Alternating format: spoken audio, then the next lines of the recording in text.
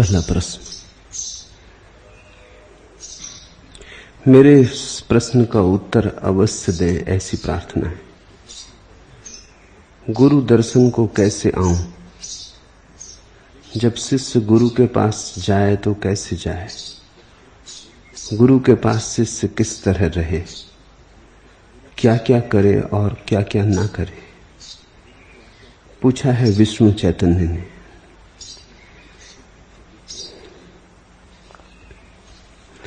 शिष्य का अर्थ होता है जिससे सीखने की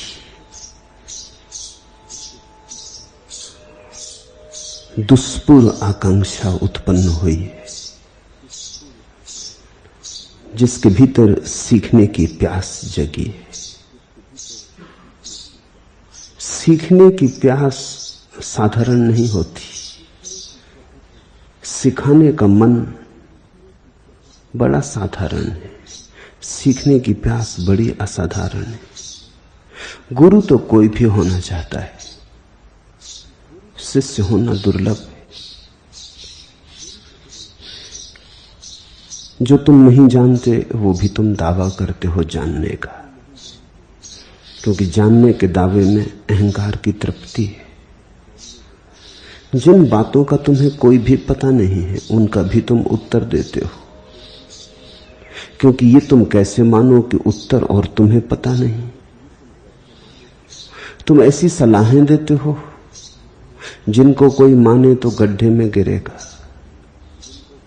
क्योंकि तुम किसी अनुभव से सलाह नहीं दे रहे हो, तुम तो सलाह देने का मजा ले रहे हो।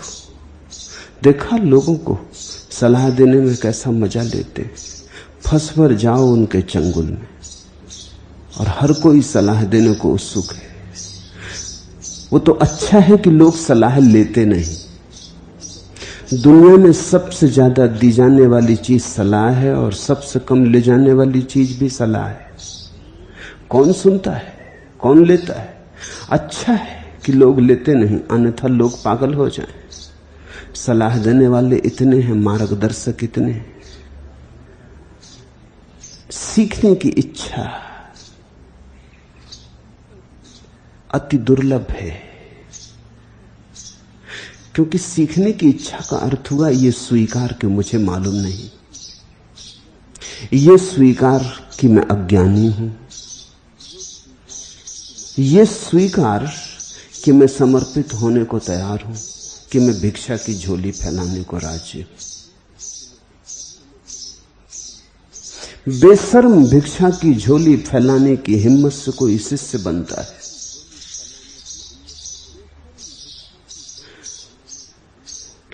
लाग लपेट, संकोच, शर्म सब छोड़कर कोई शिष्य बनता है। शिष्य बनने का अर्थ है कि मेरा सारा अतीत व्यर्थ था, गलत था, इसे मैं स्वीकार करता हूं। कल एक इटालियन युवती ने संन्यास लिया। वो केवल भूली भटकी 2-4 दिन के लिए यहां आ गई, घूमती रही पूरे देश में, गई बहुत आश्रमों में, बहुत सत्संगों में, भूली भटकी, किसी ने बता दिया तो यहां आ गई। आज ही उसे वापस लौटना है। वो कल बड़े हृदय से रोने लगी और उसने कहा कि मुझे बड़ी अड़चन में डाल दिया। पूछा मैंने, क्या अड़चन है? उसने कहा, अड़चन ये है कि ये 3 दिन संकट के हो गए, ना आती तो अच्छा था, क्योंकि इन 3 दिन ने मुझे बता दिया कि अब तक जो मैं जानती थी वो सब गलत है,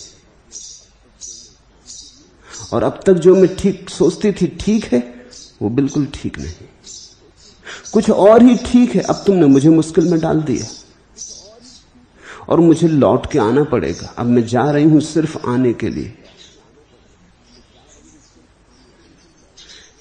शिष्यत्व का जन्म हो गया। जिस क्षण तुम्हें पता लगता है कि मेरा सारा अतीत व्यर्थ था, कूड़ा करकट था, बहुत कठिन है ये स्वीकार करना, क्योंकि अतीत यानी तुम्हारा अहंकार। जो तुमने अब तक किया, सोचा, समझा, उसी पर तो तुम्हारा अहंकार खड़ा है। वो ठीक था तो अहंकार खड़ा हो सकता है, वो सब गलत था। जिस क्षण तुम्हें दिखाई पड़ता है कि मेरा अतीत सारा का सारा एक अंधेरी रात था, उस क्षण तुम शिष्य बनते हो। यहां यह भी ख्याल रख लेना, तुम ये मत सोचना कि हम शिष्य बन सकते हैं क्योंकि अतीत में कुछ बातें गलत थी वो हम मानते, कुछ बातें ठीक थी वो हम मानते। ऐसा होता ही नहीं। या तो तुम गलत होते हो या तुम ठीक होते हो। कुछ बातें ठीक और कुछ बातें गलत, ऐसा होता ही नहीं। ये जो सत्य की खोज है, यहां समझौते नहीं चलते। सत्य कोई समझौता नहीं है। अगर तुम ठीक थे तो ठीक थे, अगर गलत थे तो गलत थे। यह भी अहंकार की तरकीब है कि अहंकार कहता हां कुछ बातें हमारे जीवन में गलत रही, उनको ठीक कर लेंगे, ऐसे बाकी जीवन तो सब ठीक ही है। तो तुम्हारे जीवन में क्रांति कभी ना होगी, सुधार हो सकता है। और सुधार की आकांक्षा शिष्य की आकांक्षा नहीं। शिष्य की आकांक्षा तो महाक्रांति के लिए है। शिष्य तो कहता है कि मैं अपने पूरे अतीत से स्वयं को विच्छिन्न कर लेना चाहता हूं। मैं चाहता हूं कि फिर से मेरी शुरुआत हो। मैं चाहता हूं कि फिर काखागा से शुरुआत हो। मैं चाहता हूं कि फिर से मेरा जन्म हो। यही शिष्य की आकांक्षा है। एक जन्म हुआ था मां से, पिता से, अब मैं चाहता हूं सद्गुरु से जन्म हो। एक जन्म था शरीर का, अब मैं अपनी आत्मा का जन्म चाहता हूं। बड़ी हिम्मत चाहिए। यहां तक भी तुम राजी हो जाते हो। मेरे पास लोग आते हैं, वो कहते हैं हाँ हमारे जीवन में कुछ गलत बातें हैं, लेकिन सभी गलत नहीं है। इसे तुम फिर से सोच लो। अगर तुम गलत हो तो कुछ ठीक और कुछ गलत हो नहीं सकता।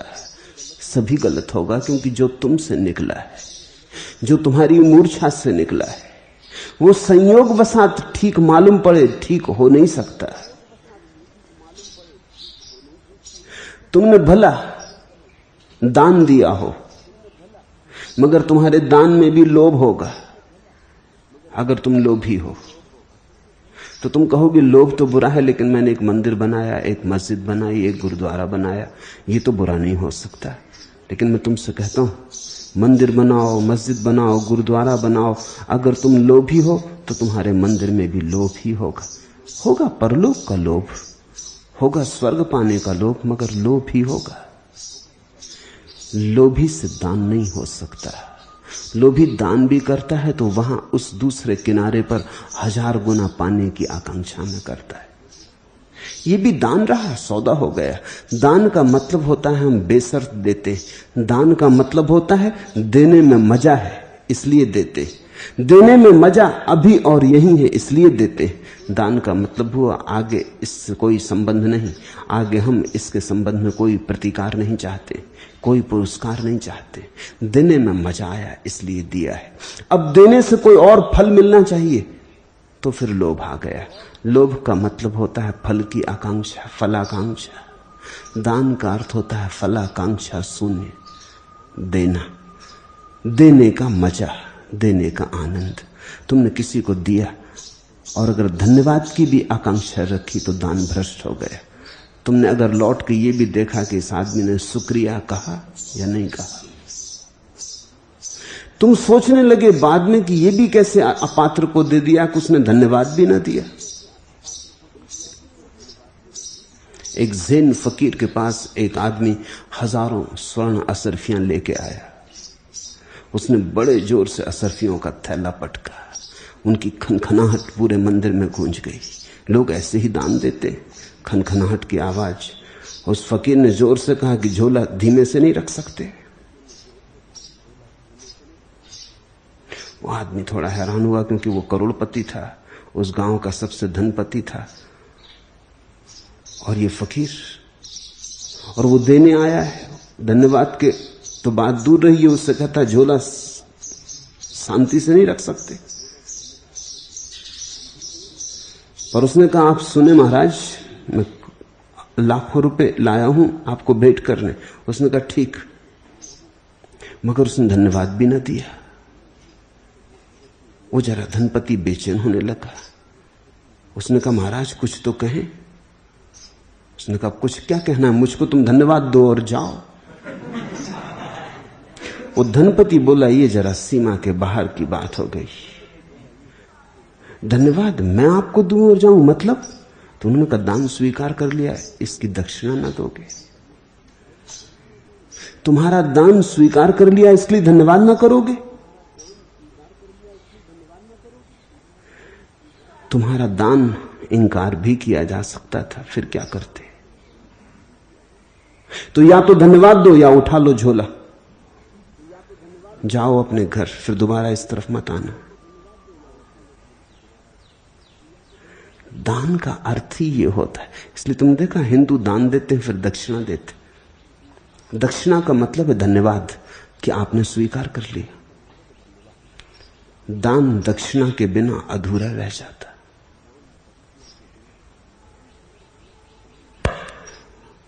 लोभ से दिया गया दान तो दान नहीं, लोभ का ही विस्तार है। तुम अगर गलत हो तो तुम जो करोगे वो सब गलत होगा। तुम्हारा मंदिर जाना गलत, तुम्हारी पूजा गलत, तुम्हारी प्रार्थना गलत, तुमसे निकलेगी, सही हो कैसे सकती? और अगर तुम सही हो तो तुम जो करोगे वो सही है। इसलिए तो कृष्ण अर्जुन को कह सके कि लड़, बस तू भीतर सही हो जा, तू भीतर परमात्मा से जुड़ जा, तू भीतर अनुभव कर ले कि मैं नहीं हूं वही है। फिर तू काट, बेफिक्री से काट, फिर हिंसा में भी पाप नहीं। इसे तुम समझना। कृष्ण कह रहे हैं कि अगर तू परमात्मा को समर्पित होकर हिंसा भी करता है तो भी पाप नहीं।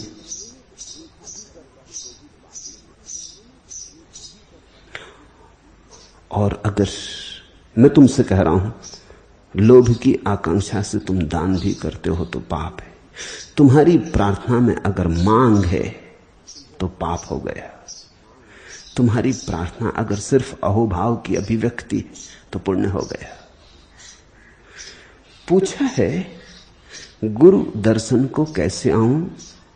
जब शिष्य गुरु के पास जाए तो कैसे जाए? गुरु के पास शिष्य किस तरह रहे, क्या क्या करे और क्या क्या ना करे? पहली बात, आंतरिक शिष्यता को जन्म दे। जो मैं कह रहा हूं उसे सुन के सीख लेना, उसका ज्ञान बना लेना, उससे स्मृति को परिपुष्ट कर लेना शिष्यता नहीं है। विद्यार्थी हो तुम, शिष्य नहीं। तो विद्यार्थी और शिष्य का भेद समझ लो। विद्यार्थी विद्या का अर्जन करता है, जो कहा जाता है उसे संयोजित करके रखता है, उसकी मंजूसा बनाता है, उसको कंठस्थ करता है, जानकारी इकट्ठी करता है, उसकी बुद्धि ज्यादा संपन्न हो जाती, उसकी स्मृति ज्यादा भरी पूरी हो जाती। वो हर प्रश्न के उत्तर भीतर इकट्ठे करता जाता, वो संग्राहक है। जैसे कोई धन इकट्ठा करता है ऐसे वो ज्ञान इकट्ठा करता है। ये विद्यार्थी। शिष्य विद्यार्थी नहीं है, शिष्य आत्मार्थी है, शिष्य सत्यार्थी है। उसको इससे कोई आकांक्षा नहीं है कि स्मृति बहुत पुष्ट हो जाए, जानकारी का बहुत अंबार लग जाए। नहीं, इससे उसे प्रयोजन नहीं। वो चाहता है उसकी आत्मा प्रकट हो जाए। जानकारी रहे ना रहे, कोरा हो जाऊं फिक्र नहीं, मेरी आत्मा विकसित हो जाए। अंग्रेजी में दो शब्द हैं, बीइंग और नॉलेज, आत्मा और ज्ञान। विद्यार्थी की आकांक्षा नॉलेज ज्ञान की, शिष्य की आकांक्षा बीइंग की, आत्मा की। मैं और गहन हो जाऊं, और विराट हो जाऊं, और विस्तीर्ण हो जाऊं, मेरी सीमाएं टूटे, मैं आकाश में उड़ूं, विराट और विभु में मेरा प्रवेश हो जाए। जान लूं परमात्मा के संबंध में तो विद्यार्थी, कैसे परमात्मा हो जाऊं, कैसे उसमें डूब जाऊं, कैसे उसमें पक जाऊं और खो जाऊं, कैसे ये मेरी छोटी सी कलकल करती सरिता उसके सागर में तिरोहित हो जाए। तो विद्यार्थी तो कुछ लेने आता है, शिष्य कुछ खोने आता है। विद्यार्थी तो पूरा करकट इकट्ठा करके पोटरी बांध के चल देता है, शिष्य जाते वक्त पाएगा कि बचा ही नहीं। पोटली बांधनी तो दूर, जो आया था वो भी गया, खाली होकर लौटेगा शिष्य, विद्यार्थी भर के लौटेगा। विद्यार्थी दुनिया के बाजार में बेचने योग्य कुछ ले जाएगा, कमाएगा, शिष्य बिल्कुल शून्य होकर लौटेगा। शून्यता की तैयारी शिष्यत्व है, बड़ी कठिन है। रहीम का वचन है, अब रहीम मुश्किल पड़ी, गाढ़े दो काम, सांचे तो जग नहीं, झूठे मिले न राम। अब रहीम मुश्किल पड़ी, अब बड़ी झंझट में पड़े रहीम। गाढ़े दो काम, अब तो दोनों काम मुश्किल हो गए। सांचे तो जग नहीं, अगर सत्य की खोज करो तो बाजार खोता है, अगर सत्य की खोज करो तो संसार खोता है। सांचे तो जग नहीं, झूठे मिले न राम, और अगर झूठ से चलो तो परमात्मा की कोई उपलब्धि नहीं होती। अब रहीम मुश्किल पड़ी, शिष्य ऐसी ही मुश्किल में पड़ जाता है। अब रहीम मुश्किल पड़ी, गाढ़े दो काम।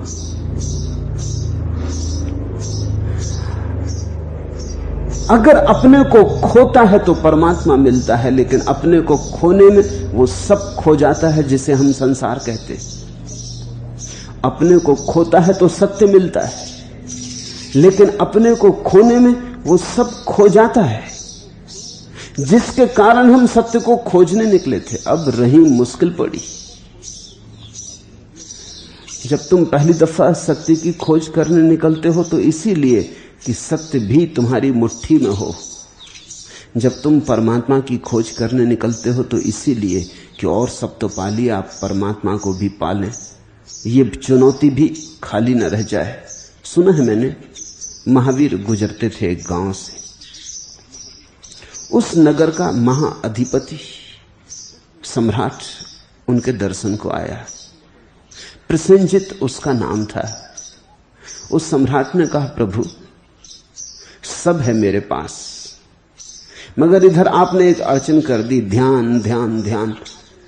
इससे मन में एक बेचैनी रहती। सब है मेरे पास, ये ध्यान भर की कमी आखिर थी। इसके कारण ऐसा लगता है कि कुछ कम है।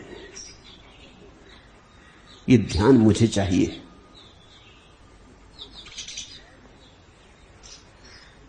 और मैं इस ध्यान को पाने के लिए जो भी आप मूल्य चुकाने को कहें, चुकाने को राजी। सुना होगा उसने, गांव में महावीर के आने से ध्यान की चर्चा होने लगी। वो जरा बेचैन हुआ होगा, उसके पास सब है, तिजोरी में सब बंद है, धन पद प्रतिष्ठा सब बंद है। देखा होगा खाता बही खोल के, ध्यान नहीं। ये क्या मामला है? लोग ध्यान की बात करने लगे, गांव में कुछ लोग ध्यानी भी होने लगे, कुछ लोग ध्यान की मस्ती में भी चलने लगे, कुछ लोगों की आंखों में ध्यान का नशा भी दिखाई पड़ने लगा। ये मामला क्या है? वो थोड़ा बेचैन हो गया। उसने महावीर से कहा, मैं सब कुछ करने को तैयार हूं, जो भी कीमत हो चुका दूंगा। महावीर थोड़े मुश्किल में पड़े। इस पागल प्रसेनजित को क्या कहें? ये कोई कीमत चुकाने से मिलने वाली बात नहीं। थोड़े झिझके होंगे, इसको उत्तर क्या दें, क्योंकि कहीं ये अकारण दुखी ना हो। ये बात ही मूढ़तापूर्ण पूछ रहा है, लेकिन सम्राट है। ये बात ही व्यर्थ पूछ रहा है। उनको थोड़ा झिझकता देखकर प्रसेनजित ने कहा, आप संकोच ना करें, 1,00,000 असरफी, 2 लाख असरफी, 10 लाख असरफी, जितना कहें मुंह मांगा देने को तैयार हूं, मगर ये बात अखरती कि गांव में कुछ लोग ध्यान की बात करते हैं, मेरे पास ध्यान नहीं। महावीर को मजाक सूझी। उन्होंने कहा, ऐसा करो, तुम्हारे गांव में एक गरीब आदमी, उसको ध्यान उपलब्ध हो गया, तुम उसी से खरीद लो। उसने कहा, ये आपने ठीक कहा, मैं अभी जाता। उस अपने रथ पे सवार होकर गरीब के झोपड़े पे पहुंच गया। गरीब तो घबरा गया। वो गरीब आदमी बाहर आके चरणों में गिर पड़ा। सम्राट ने कहा, फिक्र मत कर, जो तेरी मांग हो बोल, मुंह मांगा दाम देने को तैयार हूं। ये ध्यान क्या भला है, ये तू मुझे दे दे। और महावीर ने कहा कि तुझे मिल गया है। उसने कहा कि मिल तो गया है और मैं देने को भी तैयार हूं, लेकिन आप लेने को तैयार नहीं। सम्राट ने कहा, पागल हो, उसकी बातें कर रहा है। मैं जो भी मूल्य चुकाना हो चुकाने को तैयार हूं, तू कहता लेने को तैयार नहीं। उसने कहा, इसलिए तो मैं कहता हूं आप लेने को तैयार नहीं। आप ध्यान को भी कोई संपदा समझ रहे हैं। ये कोई वस्तु है जो मैं दे दूं, जिसका हस्तांतरण कर दूं? इसके लिए तो तुम्हें रूपांतरित होना पड़ेगा। ये मूल्य से नहीं मिलेगी। इसके लिए तो तुम्हें पूरा आत्म विसर्जन करना होगा। इसके लिए तो तुम जैसे हो वैसे न रहोगे। तुम्हारे भीतर एक नई चैतन्य, एक नई ऊर्जा का जन्म होगा तो मिलेगी। तुम मुझसे प्राण मांगो, मैं प्राण दे दूं, मगर ध्यान मत मांगो, क्योंकि ध्यान में कैसे दूं? प्राण मांगो, देने को तैयार हूं, अभी यहीं छुरा मारूं, मर जाऊं, तुम्हारे लिए सब निछावर कर दूं। तुम सम्राट हो, इस गांव के मालिक हो, मैं गरीब आदमी सदा तुम्हारी सेवा में रहा हूं। प्राण ले लो तो तैयार हूं, लेकिन ध्यान कैसे दूं? प्राणों में छुरी भुक जाए तो प्राण चले जाते, ध्यान में छुरी भोंकने का भी उपाय नहीं। इसलिए तो कृष्ण कहते हैं, नैनम छिदंती शस्त्राणि, उसे शस्त्र भी नहीं छेद पाते, उसे आग भी नहीं जला पाती। उस अवस्था की खोज में जब तुम निकलते हो शुरू में, तो तुम्हें ठीक ठीक पता भी नहीं होता तुम क्या खोजने निकले हो। तुम तो उसको भी ऐसे ही खोजने निकलते हो जैसे तुम और चीजों को खोजने निकलते हो। वो भी एक महत्वाकांक्षा होती। वो तो धीरे धीरे गुरु के सत्संग में तुम्हें अनुभव होगा कि ये तो महत्वाकांक्षा छोड़ने से मिलेगा ध्यान, महत्वाकांक्षा का हिस्सा नहीं हो सकता। आते तुम किसी और कारण से हो, लेकिन आने के बाद धीरे धीरे धीरे धीरे तुम्हें पता चलता है कि तुम्हारा आने का कारण ही गलत था। अब रहीम मुश्किल पड़ी, गाढ़े दो काम, सांचे तो जग नहीं, झूठे मिले न राम। शिष्य ऐसी दुविधा में पड़ जाता है। इधर पुकारता है गुरु, दूर शिखरों की पुकार, अनंत का आकर्षण, थोड़ी थोड़ी झलकें भी मिलनी शुरू हो जाती, थोड़े थोड़े रस बूंद भी बरसने लगती, थोड़ी थोड़ी बरखा भी होती। और उधर संसार और जन्मों जन्मों का वासनाओं का बल और जोर, पुकारती हुई काम वासना, पुकारता हुआ अहंकार, वे सब चीखते पुकारते हैं कि कहां चले। अब रहीम मुश्किल पड़ी, गाढ़े दो काम, और शिष्य बीच में झूल जाता। तो तुम मुझसे पूछते हो कि गुरु दर्शन को कैसे आऊं? गुरु दर्शन को आने का एक ही अर्थ होता है, अपने को मिटाने की तैयारी। गुरु को देखना चर्म चक्षुओं की बात नहीं। मेरे पास जब कोई शिष्य आता है तब वो ऐसी आंखें लेके आता है कि मैं उसे दिखाई पड़ता हूं। जब कोई विद्यार्थी आता तब वो दूसरे ढंग की आंखें लेके आता है, उसे मैं दिखाई नहीं पड़ता। उसे भी दिखाई पड़ता हूं लेकिन उसकी आंखों के अनुकूल। कोई मित्र आता है सहानुभूति से, प्रेम से समझने, उसे कुछ और दिखाई पड़ता हूं। कोई शत्रु आता है विवाद लिए मन में, शास्त्रार्थ लिए मन में, उसे कुछ और दिखाई पड़ता हूं। तुम्हारी आंख पर निर्भर है। अगर तुम शिष्य की भांति आना चाहते हो तो शून्य की भांति आना सीखो। जब मेरे पास आओ तो अपने को बाहर ही छोड़ आना। अगर तुम अपने को लेकर मेरे पास आए तो तुम ही तुमको दिखाई पड़ते रहोगे, तुम मुझे न देख पाओगे, मैं तुम्हारी ओट में पड़ जाऊंगा।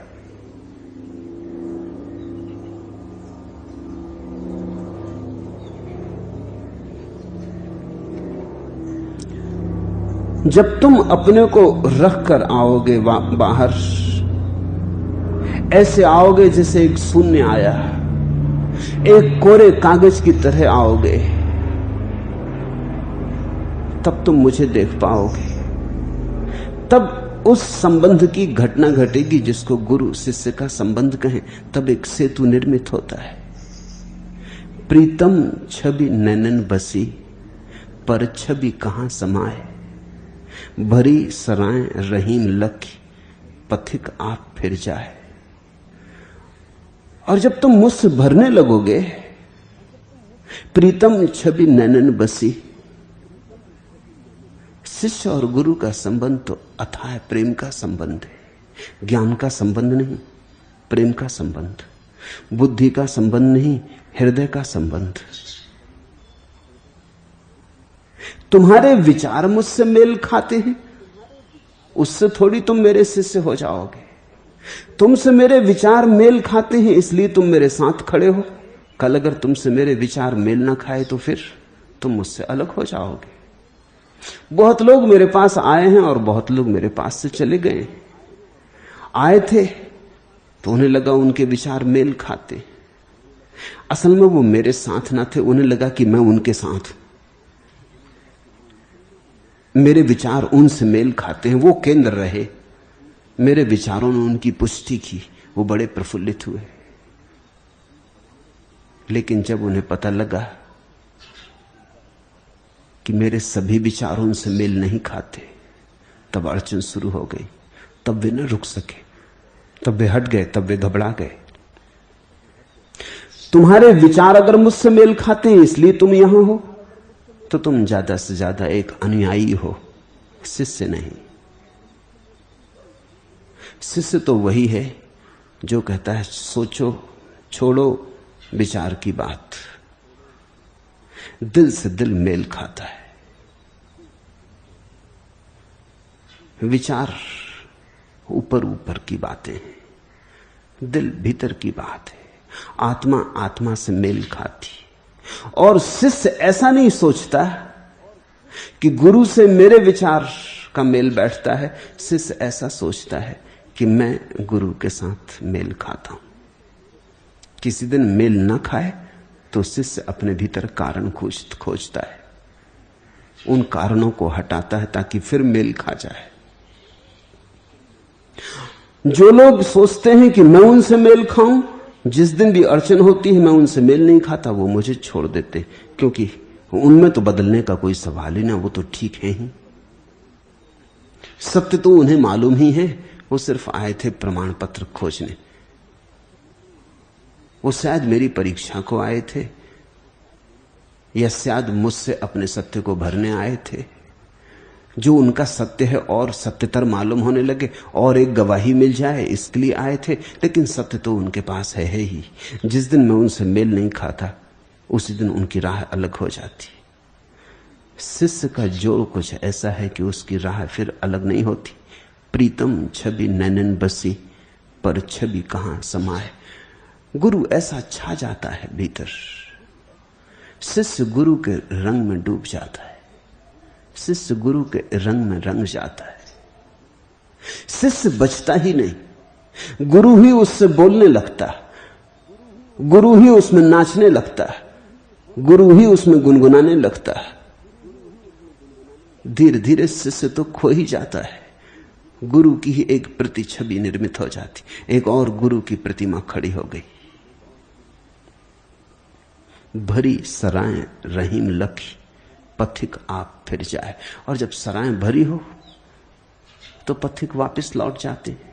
जब तुम्हारा हृदय गुरु से भरा हो तो बहुत से पथिक वापस लौट जाएंगे, जिनकी तुमने लाख लाख बार उपाय किया था हटाने का और ना हटा पाए थे, क्योंकि सराय खाली थी। जिन्हें तुमने बहुत बार सोचा था किस तरह छुटकारा हो, क्रोध से, काम से, लोभ से कैसे छुटकारा हो, और नहीं हो पाता था। जब तुम भीतर भर जाते हो गुरु से, अचानक तुम पाते हो बहुत सी बातें जो छूटती नहीं थी, छूट गई, बिना चेष्टा के छूट गई, गिर गई। भरी सराय रहीम लखी, पथिक आप फिर जाए। गुरु के पास होने का अर्थ है मृत्यु के पास होना। मरने की तैयारी चाहिए।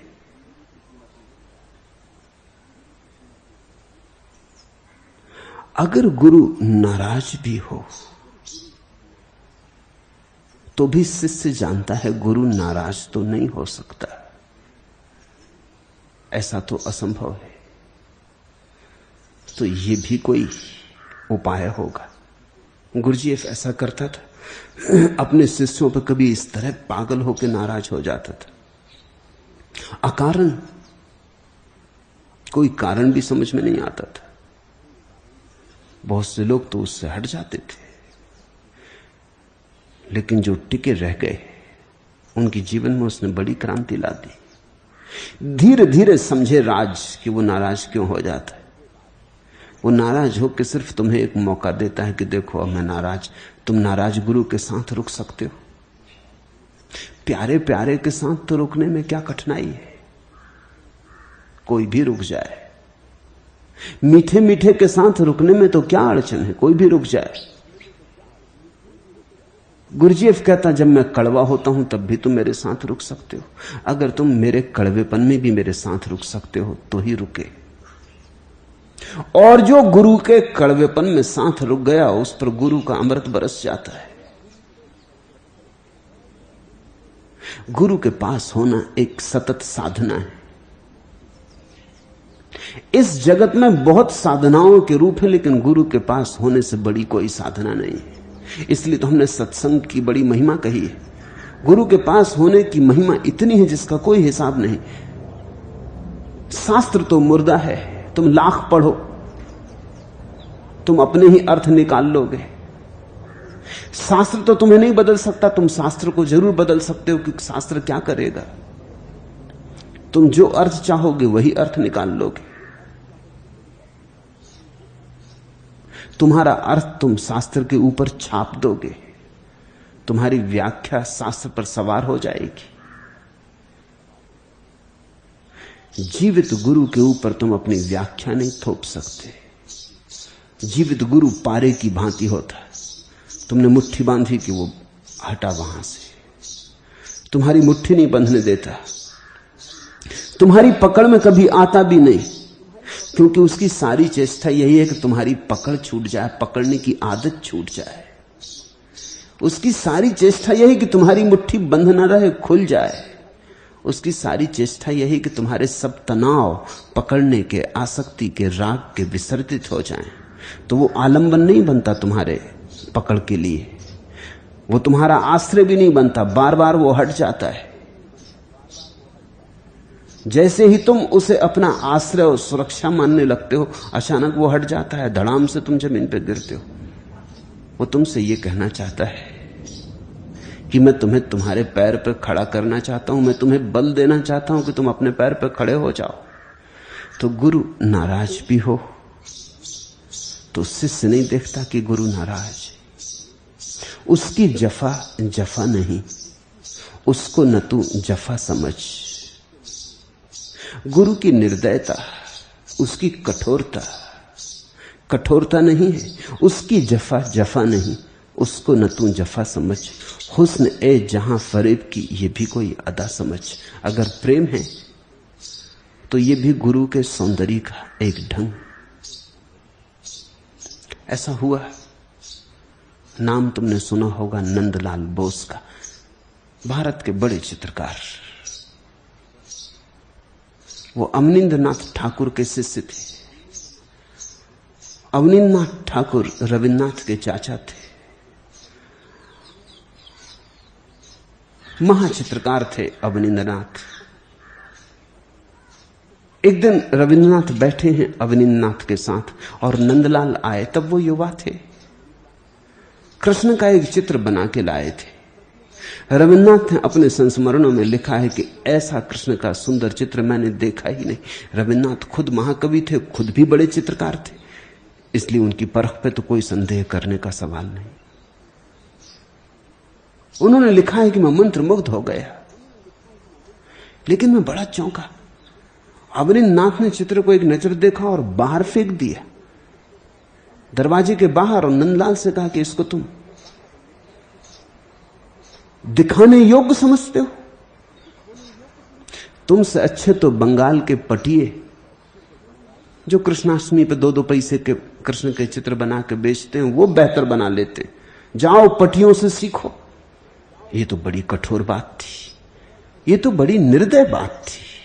ये तो रविन्द्रनाथ को भी लगा कि रोक दूं अपने चाचा को और कहूंगी जरा जाती हो रही, सीमा के बाहर हुआ जा रहा है मामला। मैंने ऐसा सुंदर चित्र नहीं देखा किसी का बनाया हुआ। रविन्द्रनाथ ने लिखा है, मैं तो ये भी कहने को तैयार था कि आपने भी कृष्ण के चित्र बनाए, मगर इसका मुकाबला नहीं। अवनीनाथ के चित्र भी फीके हैं, ये रविन्द्रनाथ कहना चाहते थे, मगर गुरु शिष्य के बीच बोलना तो उचित नहीं। वो जाने, उनका डंग जाने, वो चुपचाप बैठे रहे अपने को संभाल के। नंदलाल ने पैर छुए, बाहर चला गया।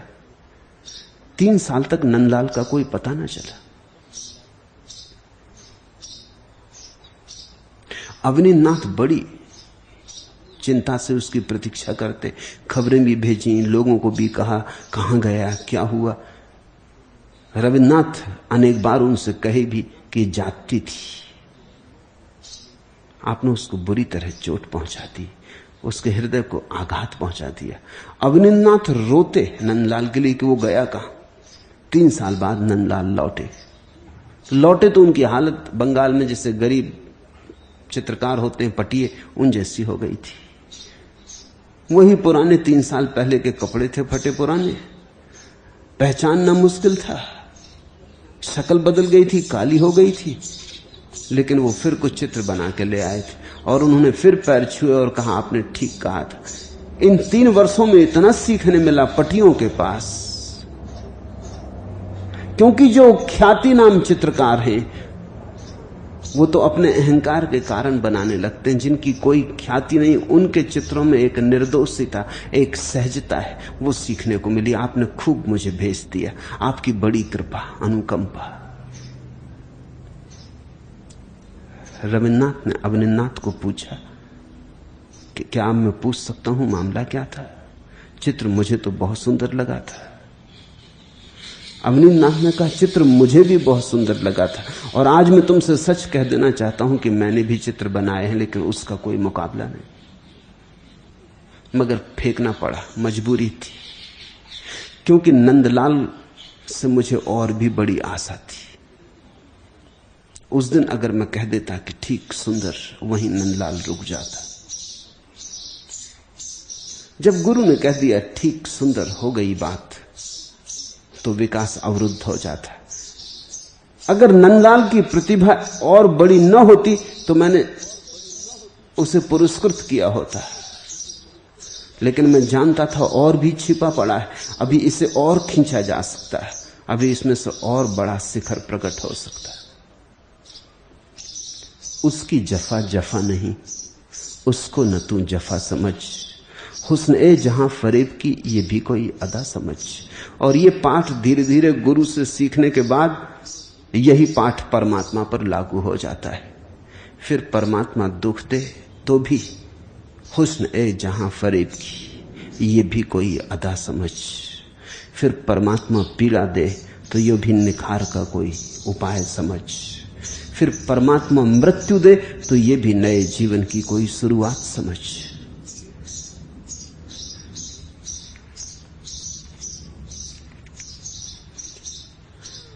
गुरु के पास जैसा घटे उसे हंस हंस के स्वीकार कर लेने की कला शिष्यत्व है।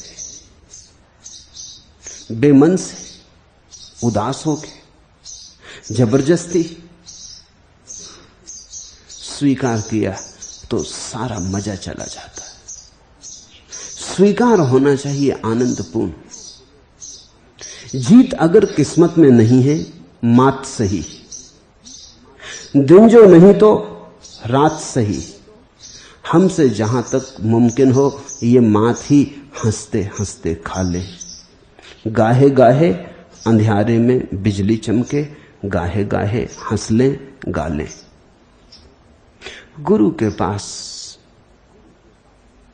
कैसी ही अंधेरी रात हो, वो जो बिजली चमकती है कभी कभी, उसको भी काफी समझना।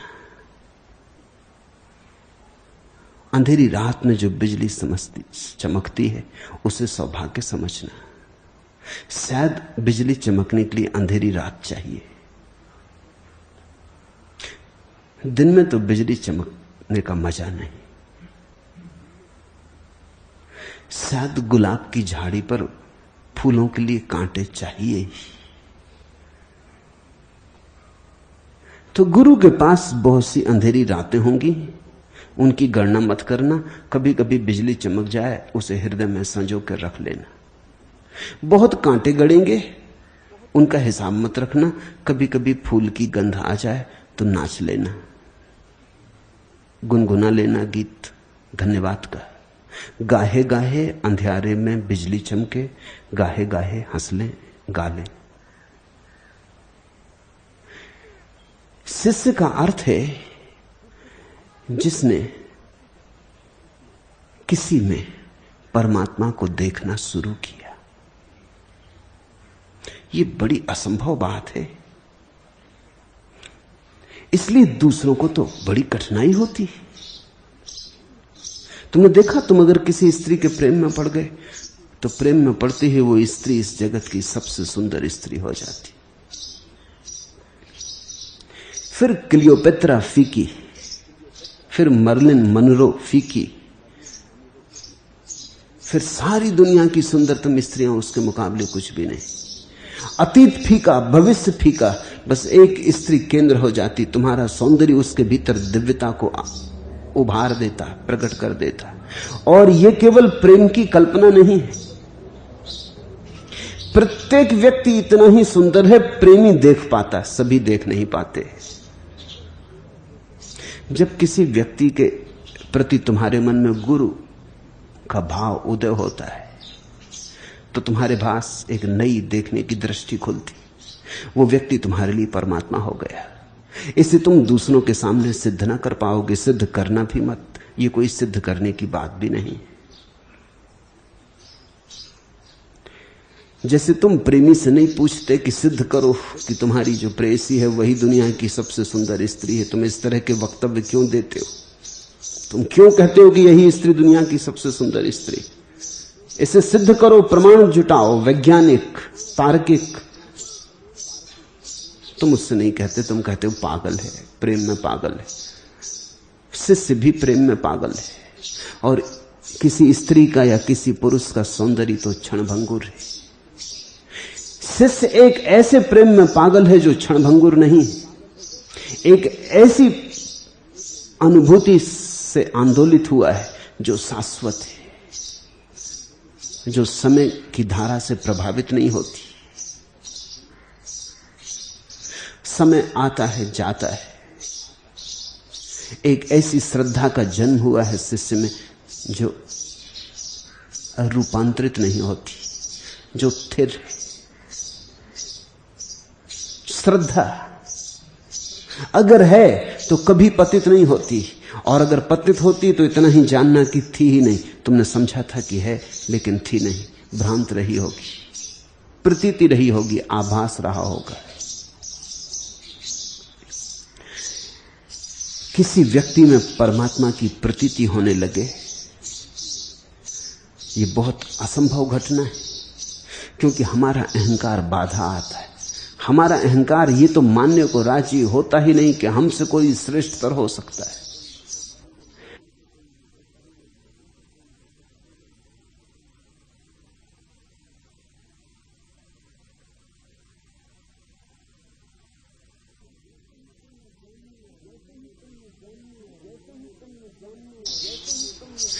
जैसे ही तुम ये जानने और मानने में उतरने लगते हो कि हमसे कोई श्रेष्ठतर है, हमसे कोई महानतर है, हमसे कोई विभु और प्रभु है, हमसे कोई ऊपर है, वैसे ही तुम्हारा अहंकार विसर्जित होने लगता है। और जिस दिन तुम्हारा अहंकार विसर्जित हो जाता है, एक दिन तुमने जिस परमात्मा को गुरु में देखा था, उसी परमात्मा को एक दिन तुम अपने में भी देख पाते हो। जिस घटना की शुरुआत गुरु पर हुई थी, उस घटना का अंत शिष्य पर होता है। ये महानतम क्रांति है। इस क्रांति के लिए बड़ा संवेदनशील चित्त चाहिए। गुरु के पास कैसे आए, किस ढंग से उठें बैठे, संवेदनशील हो। कोई अपने प्रेमी के पास कैसे जाता,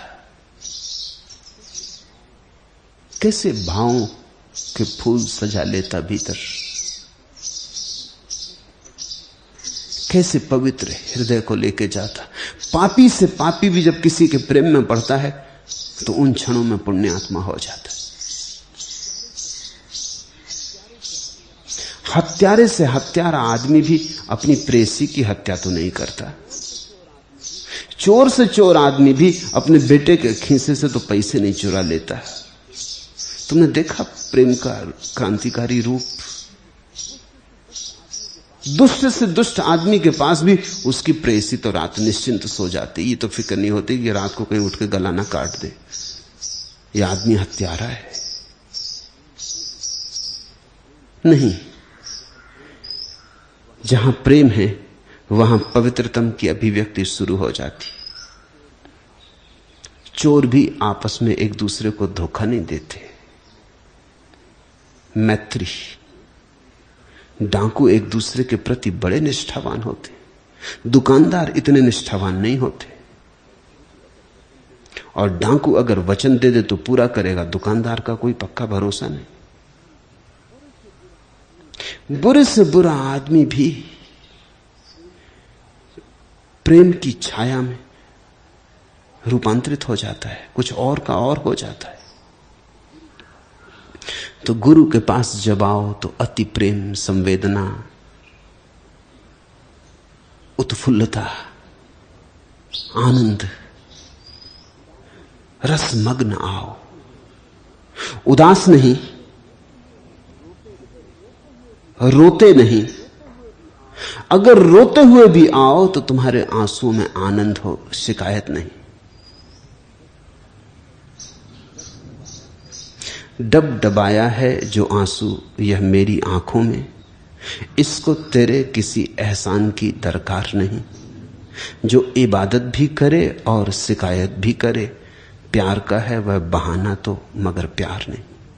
जो इबादत भी करे और शिकायत भी करे, जहां इबादत है वहां शिकायत कैसी। जो इबादत भी करे और शिकायत भी करे, प्यार का है वह बहाना तो मगर प्यार नहीं। गुरु के पास इबादत से भरे हुए आओ। गुरु के पास ऐसे आओ जैसे मुसलमान जब मस्जिद में जाता है। गुरु के पास ऐसे आओ जब हिंदू जब मंदिर में जाता है, कि सिख गुरुद्वारे में जाता है। गुरु के पास ऐसे आओ जैसे कि तुम साक्षात परमात्मा के पास जा रहे हो, उतने ही पवित्र प्रसूनों से भरे। तो क्रांति घटेगी, क्योंकि घटना तो तुम्हारे भाव से घटने वाली है। पत्थर की मूर्ति के साथ भी घट सकती है अगर भाव गहन हो, और जीवित परमात्मा के साथ भी नहीं घटेगी अगर भाव मौजूद ना हो।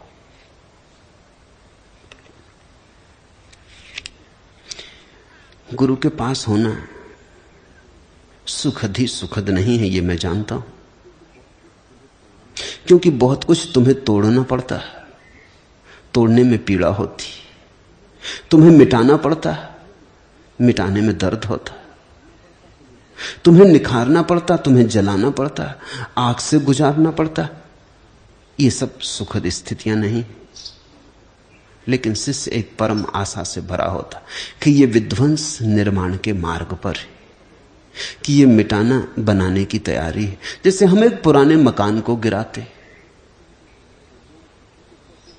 तो भी हम प्रफुल्लित होते हैं, क्योंकि नए मकान को बनाने के लिए जगह तैयार कर रहे हैं।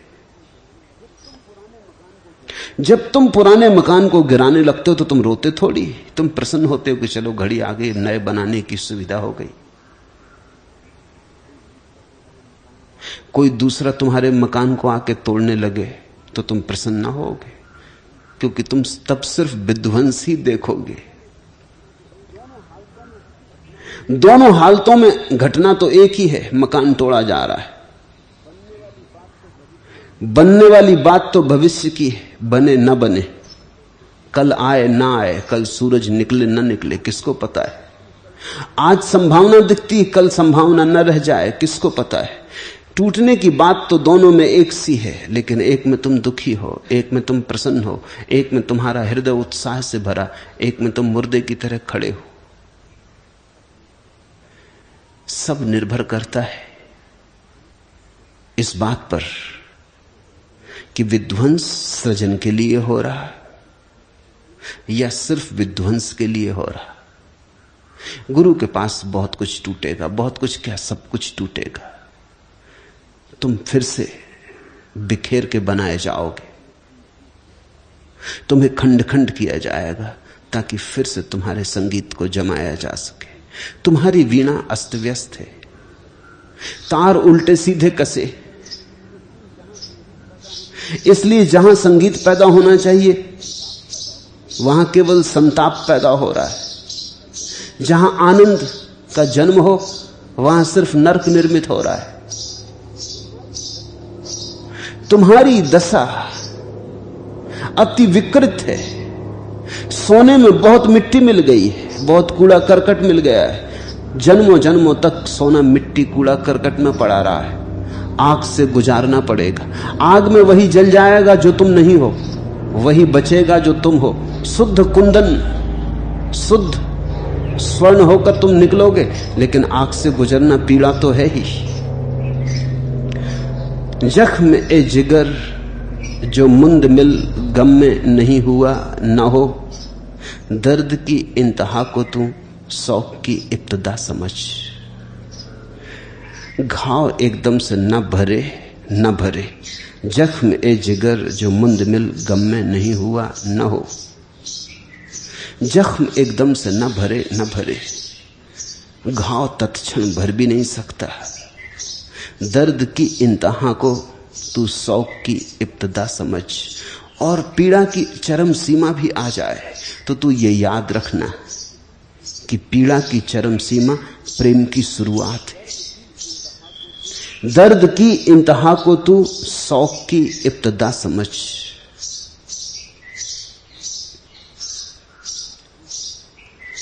साधारणतः हम सब सुख के आकांक्षी, दुख से भयभीत, सुख के लिए आतुर।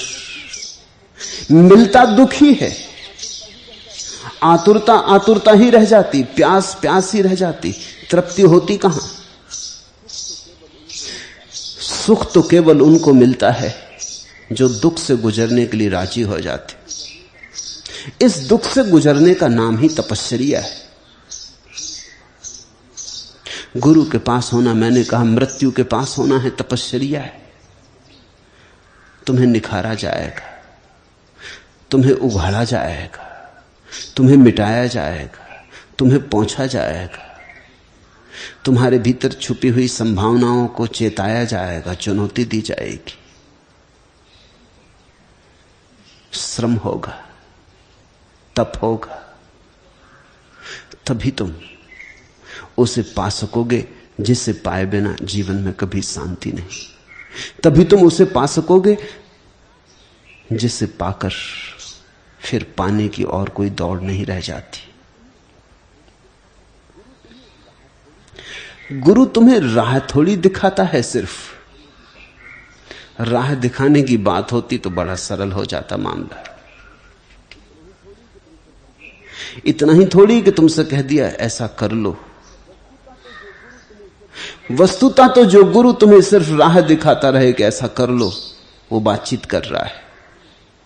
गुरु तुम्हें करवाता है, राह दिखाता नहीं, राह पर धक्के देता है, राह पे चलाता भी है। तुम अपने से चल भी न पाओगे, तुम जड़ हो गए हो, पक्षाघात तुम्हारे अंगों में समा गया है। तुमसे लाख बार कहा गया है कि यह है राह, चलो। तुमने सुन भी लिया, तुमने समझ भी लिया, चले तुम कभी नहीं। संत अगस्तीन ने कहा है कि जो मुझे करना चाहिए वो मुझे मालूम है, लेकिन वो मैं करता नहीं, और जो मुझे नहीं करना चाहिए वो भी मुझे मालूम है, लेकिन वही मैं करता हूं। तुम्हें भी मालूम है क्या ठीक है, अब राह क्या बतानी। ऐसा आदमी तुम पा सकते हो जिसको पता नहीं कि ठीक क्या है। सबको पता है, सबको पता सही क्या गलत क्या, लेकिन इससे क्या होता है, राह बताने से क्या होता है। कोई चाहिए जो तुम्हें चलाए। एक मंजिले राह ए इसकी उसको कोई खबर नहीं। मंजिले राह ए इसकी उसको कोई खबर नहीं। राह दिखाए जो तुझे उसको न रहनुमा समझ। वो जो ऐसा दूर खड़े होकर राह बता दे उसको रहनुमा मत समझ लेना। रहनुमा तो तुम्हारे साथ चलेगा, तुम्हारे आगे, तुम्हारे पीछे, तुम्हारे पूरब, तुम्हारे पश्चिम। रहनुमा तो तुम्हें घसीटेगा, रहनुमा तो तुम्हें धकाएगा, रहनुमा तो तुम्हें दौड़ाएगा। रहनुमा तो वहां तक आएगा जहां तुम हो और वहां तक ले जाएगा जहां तुम्हें होना चाहिए। रहनुमा तो ऐसा है जैसे कि कोई बाप अपने बेटे का हाथ पकड़ के चलता हो। मंजिले राह ए इसकी उसको कोई खबर नहीं। राह दिखाए जो तुझे उसको ना रहनुमा समझ।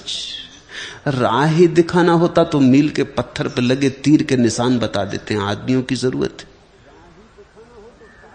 राह ही दिखाना हो तो शास्त्र दिखा देते हैं, शास्त्रा की जरूरत है। फिर शास्त्र और शास्त्रा में फर्क क्या रहेगा, फिर गीता और कृष्ण में फर्क क्या रहेगा, अगर राह ही दिखानी हो। कृष्ण ने अर्जुन को राह ही थोड़ी दिखाई, बड़ा संघर्ष किया। अर्जुन को खींच खींच के निकाला बाहर उसके अंधियारे से, जगाया उसकी नींद से, हिलाया डुलाया। कई तरफ अर्जुन ने भागने की कोशिश की, सब तरफ से द्वार दरवाजे बंद किए, भागने ना दिया। खूब प्रश्न उठाए, खूब संदेह किए, उन सब की तृप्ति की। अंततः ऐसी हालत में ला दिया जहां सिवाय कृष्ण को मानने के और कृष्ण के साथ चलने के कोई उपाय ना रहा।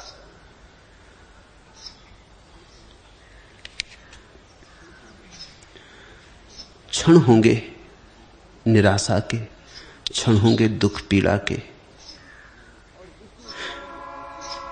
और विष्णु चैतन्य ऐसे ही क्षणों में से गुजर रहा, डमाडोल, दुविधा से भरा। मगर घबराने की कोई बात नहीं, सभी को ऐसे ही गुजरना पड़ता, स्वाभाविक है, इसमें विशेष कुछ भी नहीं। सभी डमाडोल होते, सभी पहले हजार तरह की चिंताओं में, शंकाओं में, संदेहों में भरते। धीरे धीरे धीरे धीरे निखार आता है। यह दर्द विराट जिंदगी में होगा परिणत। है तुम्हें निराशा, फिर तुम पाओगे ताकत। उन अंगुलियों के आगे कर दो माथा नत, जिनके छू लेने भर से फूल सितारे बन जाते हैं ये मन के छाले।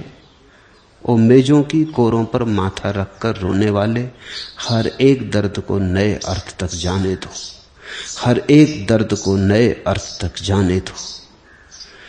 दर्द दर्द ही नहीं है, दर्द नए अर्थ की शुरुआत है।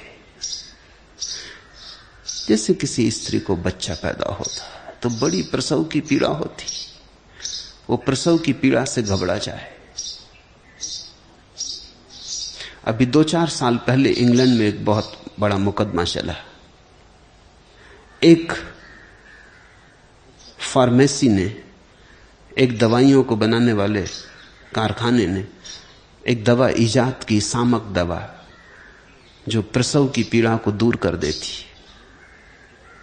स्त्रियां उसे ले लें तो प्रसव की पीड़ा नहीं होती, बच्चा पैदा हो जाता। लेकिन उसके बड़े घातक परिणाम हुए। बच्चे पैदा हुए अपंग, अंधे, लंगड़े, लूले।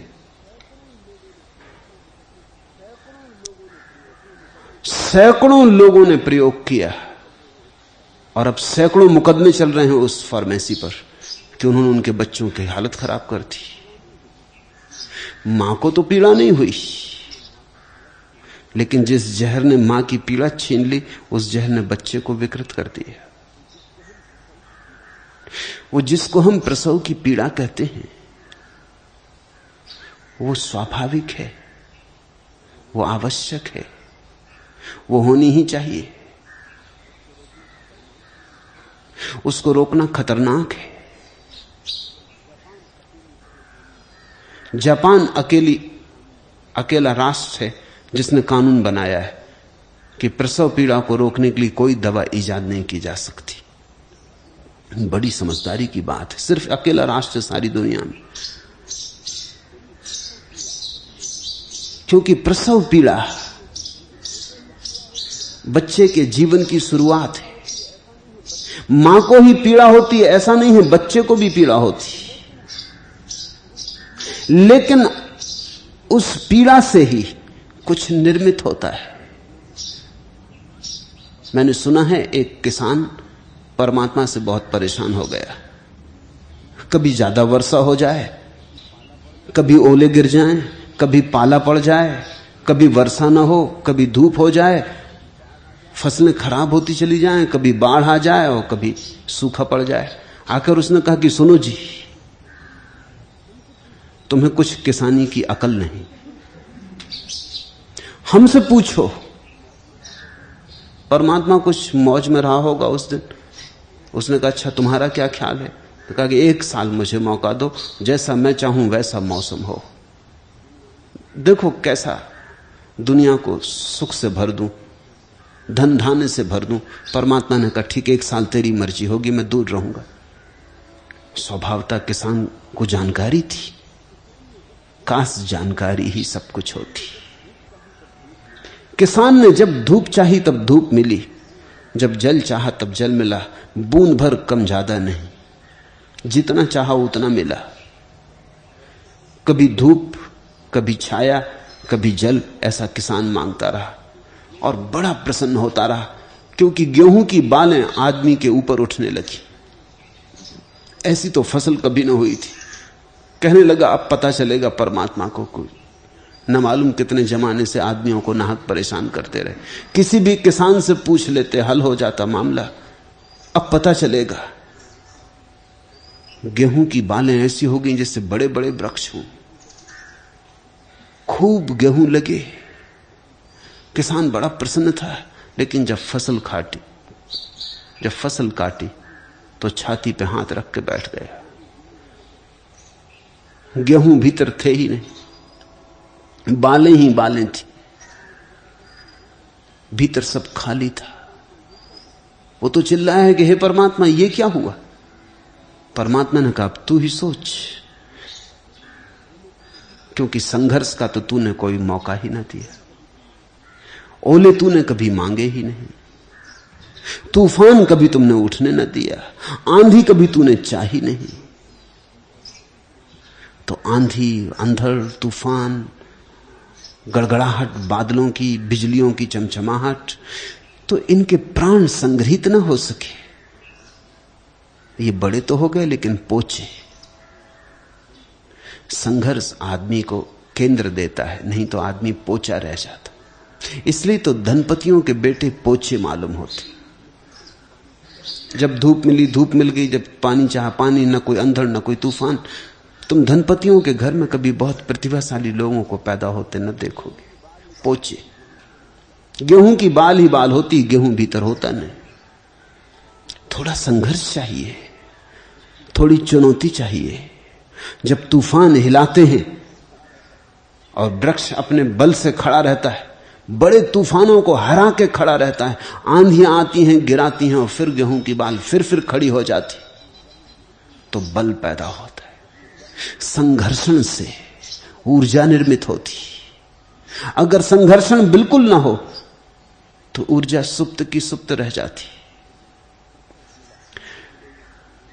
प्रसव पीड़ा मां के लिए ही पीड़ा नहीं, बेटे के लिए भी पीड़ा है। लेकिन पीड़ा से जीवन की शुरुआत है।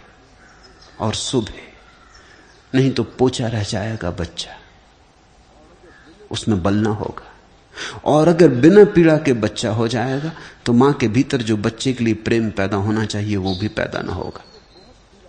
क्योंकि जब हम किसी चीज को बहुत पीड़ा से पाते हैं तो उसमें हमारा एक राग बनता है।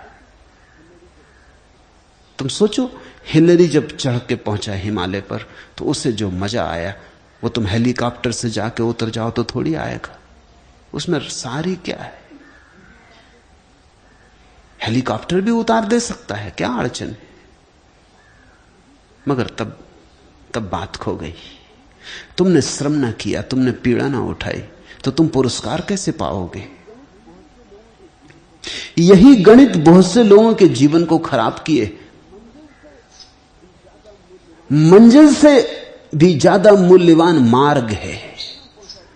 अगर तुम मंजिल पे तत्क्षण पहुंचा दिए जाओ तो आनंद न घटेगा। वो मार्ग का संघर्षण, वो मार्ग की पीड़ाएं, वो इंतजारी के दिन, वो प्रतीक्षा की रातें, वो आंसू, वो सब सम्मिलित है, तब कहीं अंततः आनंद घटता है। हर एक दर्द को नए अर्थ तक जाने दो। तो विष्णु चैतन्य, दर्द है मुझे पता है, आने में भी तुम मेरे पास डरते हो वो भी मुझे पता है।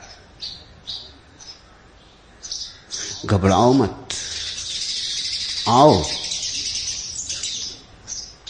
अपने को बाहर छोड़ के आओ। बैठो मेरे पास एक शून्य कोरी किताब की तरह, ताकि मैं कुछ लिख सकूं तुम पर। लिखे लिखाए मत आओ, गुदे गुदाए मत आओ, अन्यथा मैं क्या लिखूंगा? तुम मुझे लिखने का थोड़ा मौका दो। खाली आओ ताकि मैं तुम में उंडेलूं अपने को और भर दूं तुम्हें। शास्त्रों से भरे मत आओ। शास्त्र तो मैं तुम्हारे भीतर पैदा करने को तैयार हूं, तुम्हें शास्त्र लेके आने की जरूरत नहीं। तुम सिद्धांतों तर्कों के जाल में मत पड़ो। तुम आओ चुप, तुम आओ हृदयपूर्वक, भाव से भरे। मुझे एक मौका दो ताकि तुम्हें निखारूं, तुम्हारी प्रतिमा गढ़ूं।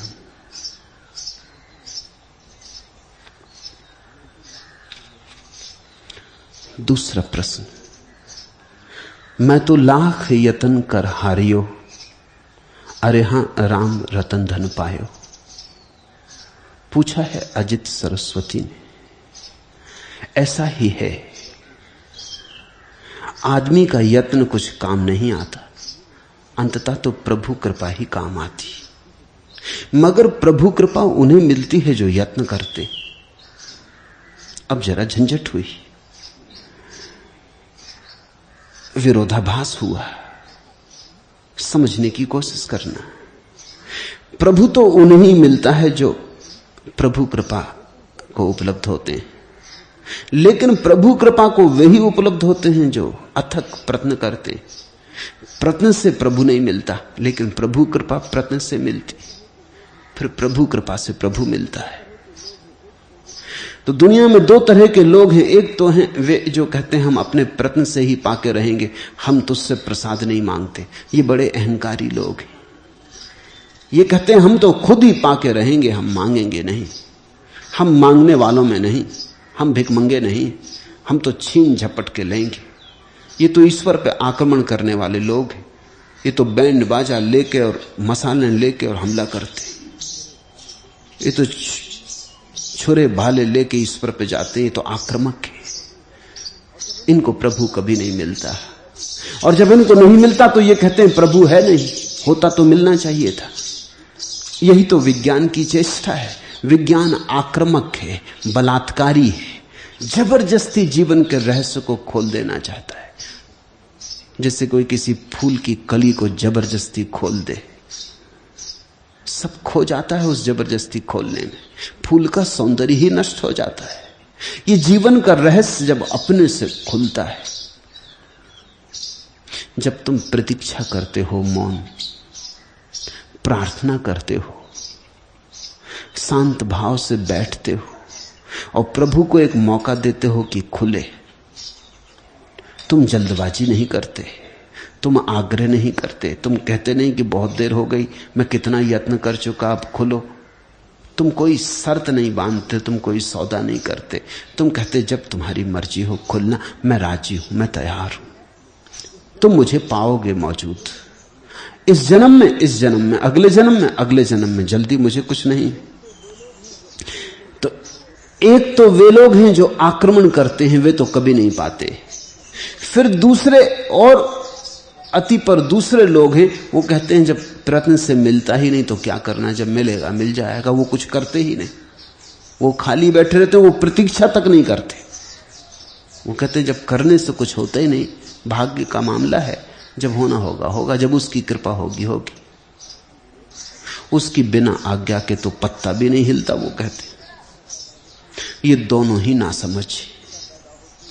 एक से अति सक्रियता पैदा होती है जो कि रुग्ण और बुखार हो जाती और विक्षिप्तता हो जाती, और एक से अति अकर्मण्यता पैदा होती है जिससे सुस्ती और आलस और तामस घिर जाता है। दोनों के मध्य में मार्ग है।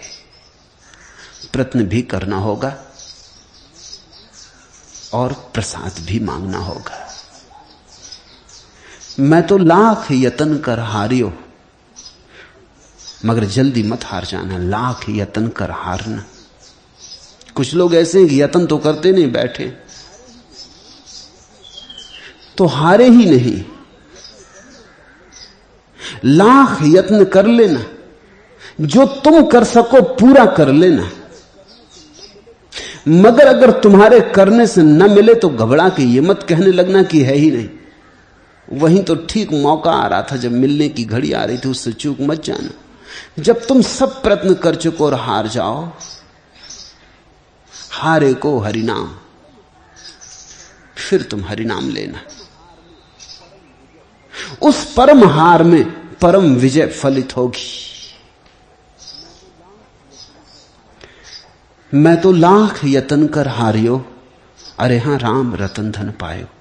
बस तुम हारे कि राम रतन धन मिला, इधर हारे उधर मिला। क्योंकि इधर तुम हारे कि तुम मिटे, तुम मिटे कि परमात्मा वर्षा।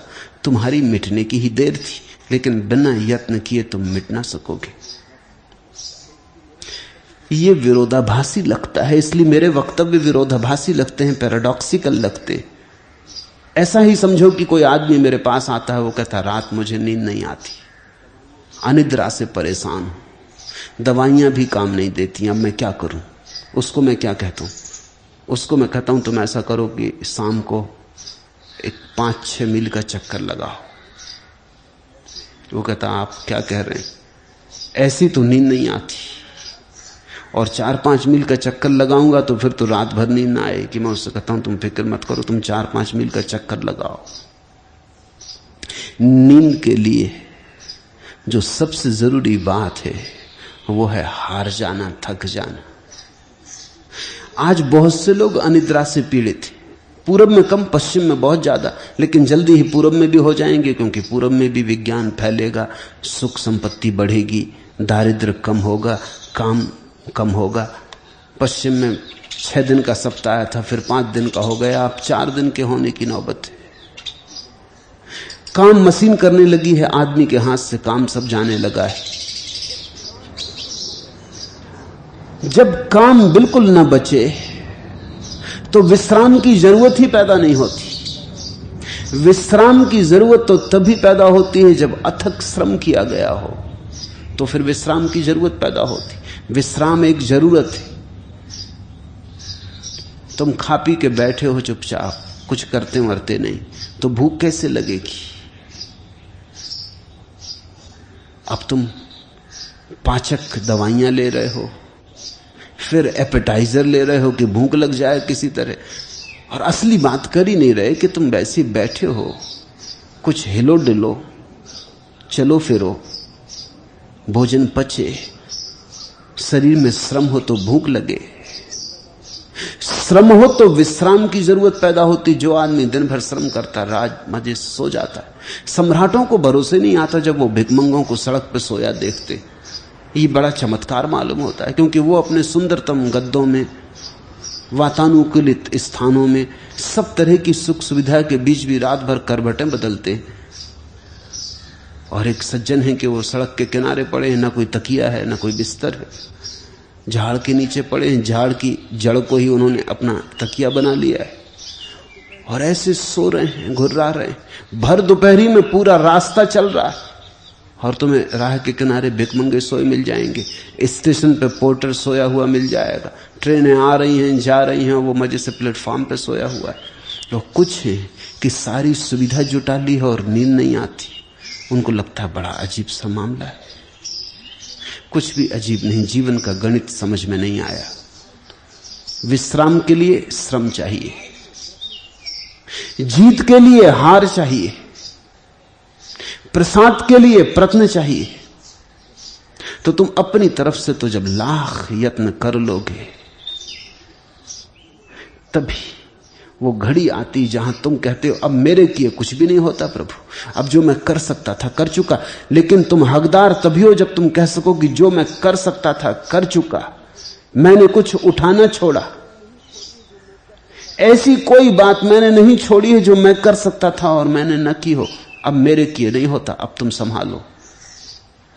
तो तत्क्षण संभाल लिए जाते हो। अरे हां, राम रतन धन पायो।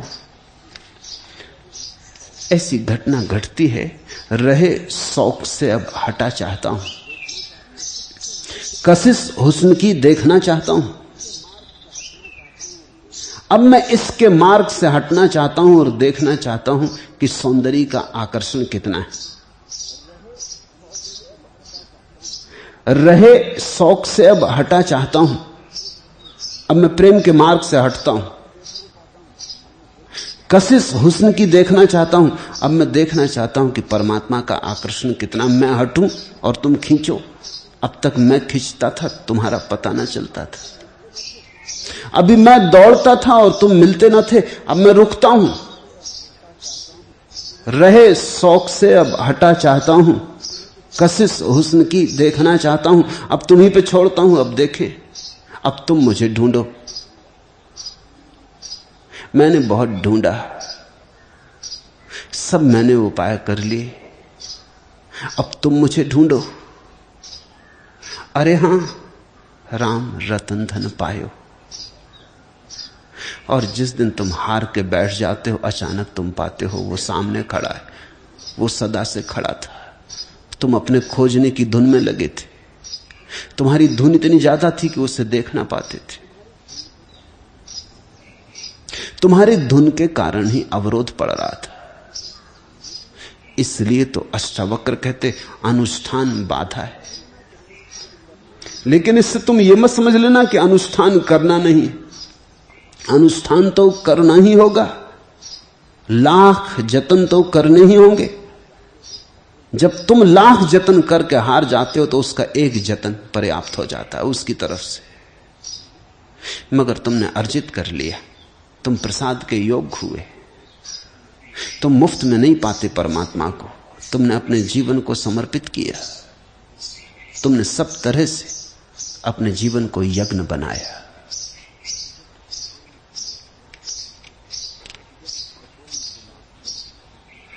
जब कपोल गुलाब पर शिशु प्रात के, सूखते नक्षत्र जल के बिंदु से, रश्मियों की कनक धारा में नहा, मुकुल हंसते मोतियों का अर्घ दे। विहग सावक से जिस दिन मूक पड़े थे स्वप्न नीड़ में प्राण, अपरिचित थी विस्मृति की रात, नहीं देखा था स्वर्ण विहान। रश्मि बन तुम आए चुपचाप, सिखाने अपने मधु में गान।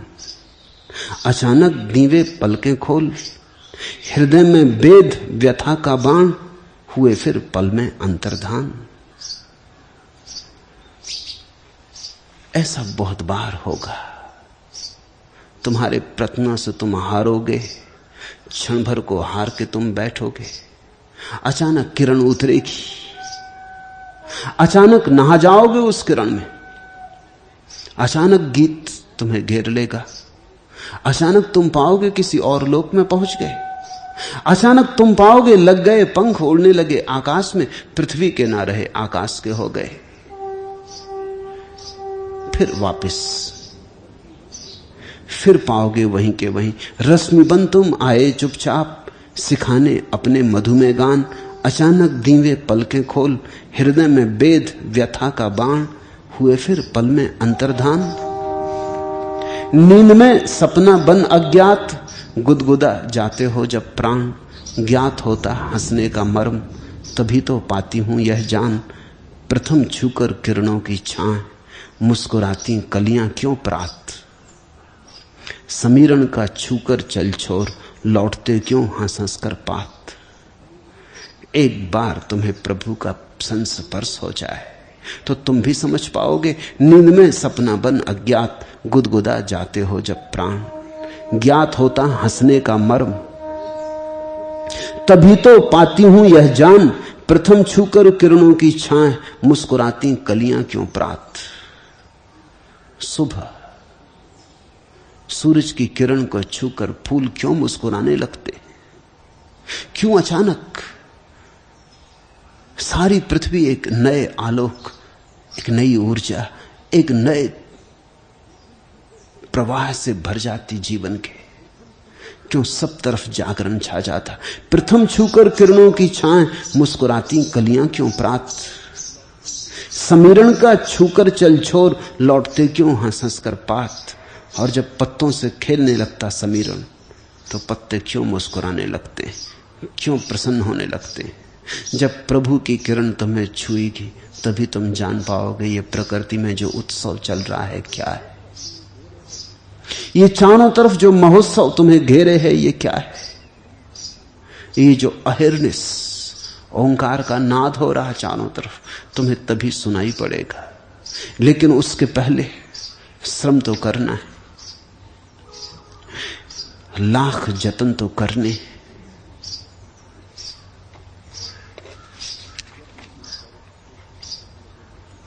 यत्न तुम करो, प्रभु प्रतीक्षा करता।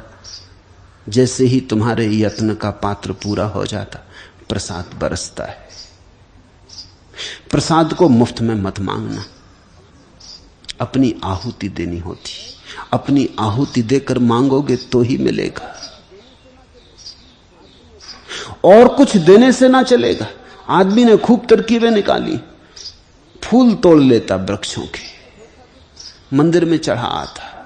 किसको धोखा देते हो? फूल चढ़े ही थे परमात्मा को वृक्षों पर, तुमने उन्हें जुदा कर दिया। फूल ज्यादा जीवित थे वृक्षों पर, ज्यादा परमात्मा के साथ अटखेलियां कर रहे थे, तुमने उन्हें मार डाला। तुम मरे इन फूलों को मरी एक प्रतिमा के सामने रखा है और सोचे कि फूल चढ़ा है, सोचे कि अर्घ हुआ, सोचे कि अर्चना पूरी हुई, प्रार्थना पूरी हुई। जलाए एक मिट्टी का दिया और सोचे कि रोशनी हो गई। इतना सस्ता काम नहीं। जलाना होगा दिया भीतर प्राणों का, और चढ़ाना होगा फूल अपने ही परम चैतन्य के विकास का, अपना ही सहस्त्रार, अपना ही सहस्त्र दलों वाला कमल। जिस दिन तुम चढ़ाओगे उस दिन ये सिर अपना ही चढ़ाना होगा। आदमी खूब चालाक है, उसने नारियल निकाल लिया है। नारियल आदमी जैसा लगता, सिर जैसा, इसलिए तो उसको खोपड़ा कहते, खोपड़ी। उसमें दो आंखें भी होती, दाढ़ी मूछ सब उसमें होती। नारियल चढ़ा है, सिंदूर लगा है, अपने रक्त की जगह सिंदूर लगा है, अपने सिर की जगह नारियल चढ़ा है, अपने सहस्त्रार की जगह और किन्हीं फूलों के, वृक्षों के फूल छीन लिए, उनको चढ़ा है। किसको धोखा देते हो? अपने को चढ़ाना होगा, और अपने को चढ़ाने का एक ही उपाय है, मैं तो लाख यतन कर हारियो, अरे हां राम रतन धन पायो।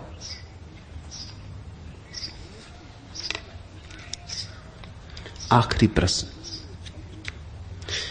जनक के जीवन में एक अपूर्व प्रसंग है। भूमि से प्राप्त सीता और सीता के आसपास जन्मी रामलीला का। कृपा करके रामलीला को आज हमें समझाएं।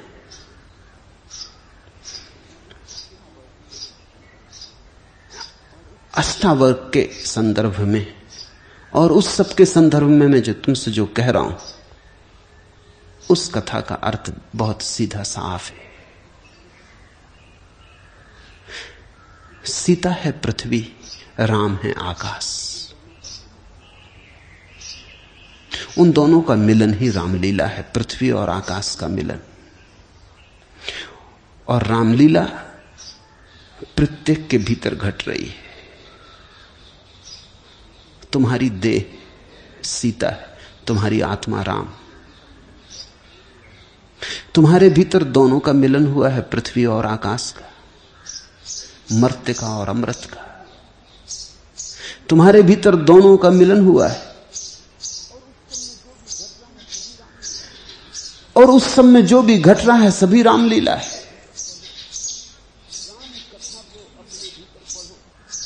राम कथा को अपने भीतर पढ़ो, और जिस दिन तुम ये पहचान लोगे कि तुम न तो राम हो और न तुम सीता हो, तुम तो रामलीला के साक्षी हो, दृष्टा हो, उसी दिन रामलीला बंद हो जाती। जाना है सीता और राम के ऊपर। रामलीला लोग देखने जाते हैं, वहां क्या खाक मिलेगा। भीतर रामलीला चल रही, वहीं बैठ के देखो, तुम देखने वाले बन जाओ। रामलीला देखने से कहते हैं बड़ा लाभ होता, पुण्य होता। वो पुण्य अगर मेरी बात समझ में आ जाए तो होता है। ये जो सीता और राम का मिलन तुम्हारे भीतर हुआ, ये जो पृथ्वी और आकाश मिले, ये जो पदार्थ और चैतन्य का मिलन हुआ, इसको मंच बना लो, ये होने दो। तुम दर्शक होकर बैठ जाओ, तुम दृष्टा बन जाओ, तुम साक्षी हो जाओ। जैसे ही तुम साक्षी हुए, तुम लीला के पार हो गए।